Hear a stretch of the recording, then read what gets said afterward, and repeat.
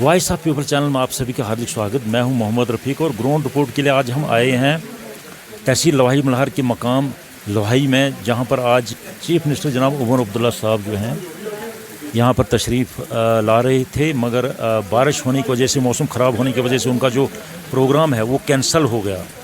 तो हमारे साथ सोशल एक्टिविस्ट अमरनाथ जी जुड़ चुके हैं और हम अमरनाथ जी से जानना चाहेंगे कि यहाँ पर काफ़ी तादाद में लोग जो आ चुके थे और उनके स्वागत के लिए भी और कुछ डिमांड्स लेकर भी। तो हम इनसे जानना चाहेंगे कि अमरनाथ जी, बहुत बहुत स्वागत है आपको हमारे इस चैनल में। तो किस किस्म की डिमांड्स लेकर आप उम्मीदें लेकर आए थे उमर साहब के लिए?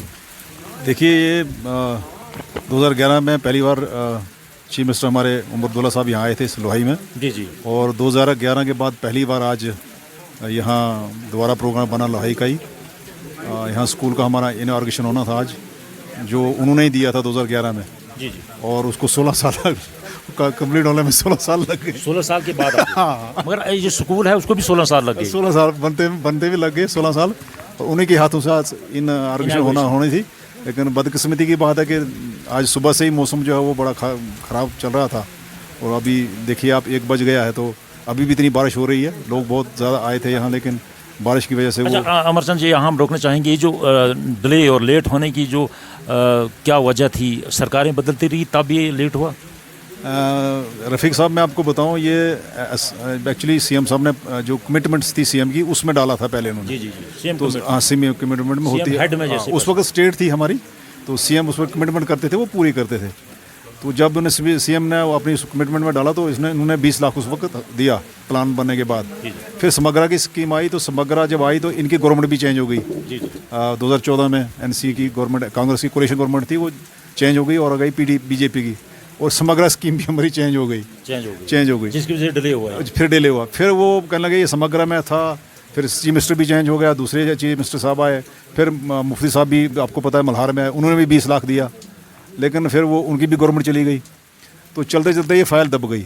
तो मुझे लगता है ये बहुत आज बड़ा खुशी का दिन था कि आज जो बिल्डिंग जो है, स्कूल जो है, वो भी कंप्लीट हो रहा था। ये हाई स्कूल था। ये हाई स्कूल था और बिल्डिंग उन्होंने दी थी 10 कमरे, डबल स्टोरी बिल्डिंग। चलो, जब हम बात करते हैं स्कूल की जो यहाँ पर जो स्टाफ है वो पहाड़ी इलाके में कैसा है? आप बेखूबी जानते हैं, आप इस एरिया में पूरा जानते हैं और आप टीचर भी रहे, मास्टर ग्रेड भी रहे और प्रेसिडेंट भी रहे एसोसिएशन की।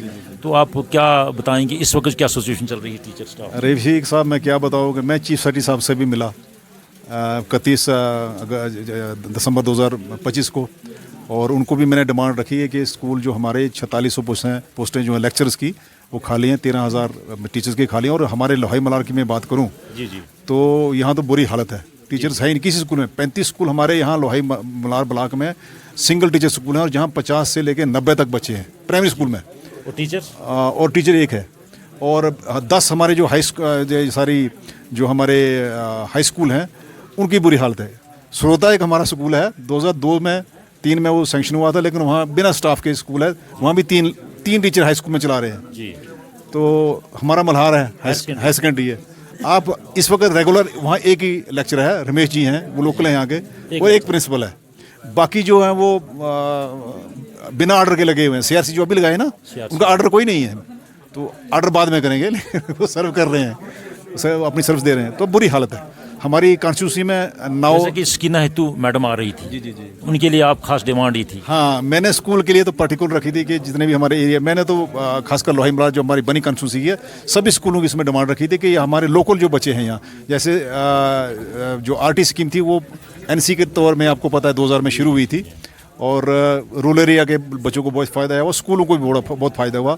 हम चाहते हैं, मैंने सेक्रेटरी साहब को भी कहा, सेक्रेटरी साहब को भी बोला, चीफ सेक्रेटरी साहब को, उमर साहब से आप आज हम यही गुजारिश करने वाले थे, सिकना इतू से भी आज यही गुजारिश करने वाले थे कि आप आरटी को रूरल एरिया के लिए, अर्बन एरिया के नहीं, रूरल एरिया में आरटी की पैटर्न पे ही उसको दोबारा आप रिव्यू करें, और उसको दोबारा जो है जहाँ ज़रूरत है वहाँ आरटी के पैटर्न पे आप 10,000 उनको दे दीजिए, 5,000 दे दीजिए, जो मिनिमम, लेकिन लगाइए ताकि हमारा बच्चों का भविष्य जो है, जो हमारे इस वक्त पढ़ रहे हैं, उनका भविष्य जो है वो भी बर्बाद होने से बच जाए, और जो पढ़े लिखे हैं लोग हमारे यहाँ के हैं उनको भी कुछ ना कुछ रोज़गार मिले, और वो भी 5 साल के बाद वो भी रेगुलाइजेशन होने की। देखिए सर, एक बात मैं आपको बताना चाहूँगा, माँ बाप जो हैं, पेरेंट्स जो हैं, वो बच्चों को स्कूल भेज देते हैं कि बच्चे वहाँ पढ़ेंगे सरकारी स्कूल में, जबकि ऐसा हरगिज़ नहीं होता है, और उसमें उल्ट हो जाता है, क्योंकि जो पढ़ाई है वो बच्चों की जो है बहुत मुतासर होती है और वो बच्चे पढ़ नहीं पाते हैं। बेसिकली यहाँ जब टीचर ही नहीं होता स्कूल में, तो टीचर नहीं होता स्कूल में, तो फिर पढ़ाई कैसे होगी सर? जी बिल्कुल, ठीक है ना। तो वो बुनियाद ही जो है बच्चों की कमज़ोर रह जाती है। आप को पेड़ लगाते हो, तो जब आप उसको पानी नहीं दोगे, उसकी वो अच्छी तरह से उस खाद नहीं डालोगे, अब पत्थर पे पेड़ लगाओगे तो कहाँ लगेगा? वो तो चलेगा नहीं। तो बच्चों का भी ये है, जब उसका बेसिक कमज़ोर होगा तो बच्चा आगे कैसे चलेगा? अच्छा अमरनाथ जी, बात जो है जो बेसिक ज़रूरत है वो है एजुकेशन, हेल्थ और रोड, बिजली, पानी। वो तो इस इलाके में दिखाई नहीं दे रहा है सही हिसाब से। रोड का तो बात देखिए, रोड का तो देखिए आप, वो हालत तो ख़राब है रोड की। खड्डे पड़े हुए हैं। मैं पिछले दिनों अपने हमारे एक्शन साहब हैं, उनसे भी मिला था। मैंने कहा कम से कम खड्डे तो भर दो यार, मिट्टी तो डालो, मिट्टी तो डालो। जैसे रामनगर में आप देखा आपने, हमारे मिशीटी में यहाँ एक्सीडेंट हुए, 2 बार एक्सीडेंट हुए, उनकी जान भाग हो गए हमारे लोग। कटली में कितनी बार हुआ? एक बार 9 लोग कटली में जान भाग हो गए थे। कहीं ना कहीं इसमें जो रोड डिपार्टमेंट है, चाहे PMGSY, PWD है, वो जिम्मेदार है। रफीक रोड की वजह से ही एक्सीडेंट मैं होते हैं। बताऊँ, जैसे आप अपने कटली टू जो मल्हार रोड बन रहा है, 52 करोड़ का टेंडर है वो, में जो फंड्स अलाट हुए हैं, जिसने टेंडर उठाया उसने 50% पे उठा लिया। मैं 28-27 करोड़ का टेंडर उठाया, और उसमें 27-28 करोड़ में भी कमीशन जानी है, 20-25% वो कमीशन जानी है।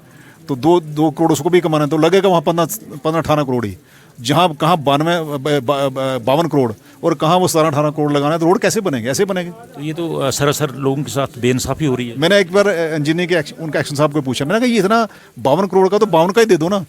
तो कहते नहीं, हम 35% एडवांस डालते हैं, ऐसे ही कमीशन ऐसे डालते हैं। वो तो ऐसे ही मतलब मिलजुल कर खाओ, चलो खाओ, 35% एडवांस टैक्स देते हैं लोग, तो ये खाते जाते हैं, बस यही काम है। इतना हम एक्स्ट्रा ये एस्टिमेट सिर्फ में जम्मू डालते कश्मीर की बात नहीं है, पूरे ऑल इंडिया लेवल पे ऐसे हो रहा है। अब पुल देख रहे हैं कि वो उधर हमारे जो यहाँ नेशनल हाईवे बने हैं, वो एक साल बने, दूसरे साल टूट गए।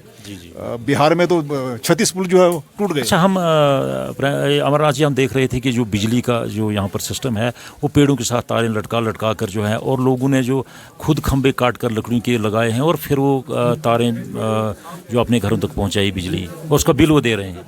वो गलत है, वो गलत है। और हरे पेड़ों के साथ लटकी। हम ये आपके यहाँ पनेर आपके मल्हार में भी है, हमारे यहाँ भनोता भी एक एरिया ऐसा है, डुग बैदल उसको बोलते हैं। मल्हार में भी बड़ा इलाका, मल्हार में पनेल आपके है, सुड़ग है, सुड़ग है, वहाँ वैसे तारें लगाई हैं, वो तो गलत है।